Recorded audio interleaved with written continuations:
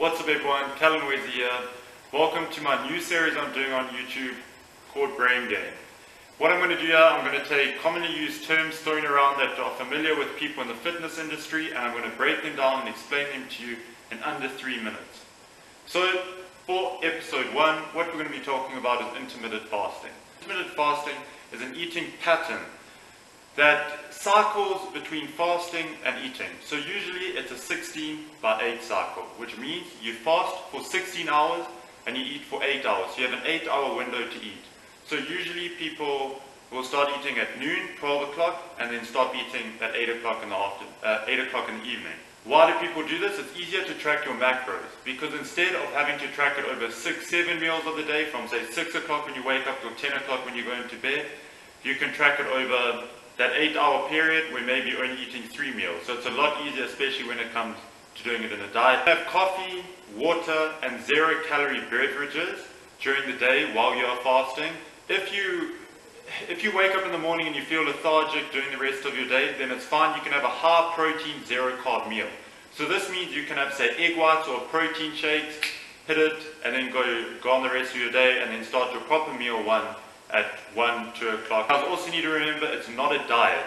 Intermittent fasting is an eating pattern. So it's by changing your eating pattern. By doing this, it helps suppress your appetite. Now you might say, why do people do this? Why don't they? Because weight loss is all dependent on caloric intake. Fasting, it normalizes your blood glucose level as well as your insulin levels, and this helps maintain healthy levels within your body for optimal health. Another great thing that it does, it increases and boosts your human growth hormone, your HGH. Now this keeps your homeostasis in your body nice and healthy, and also it delays the aging cycle. So that is a huge benefit with your metabolic processes. As I said, to plan with, so it doesn't make your dieting easier, it just makes your dieting more simpler, and it also lowers your triglyceride levels in your body.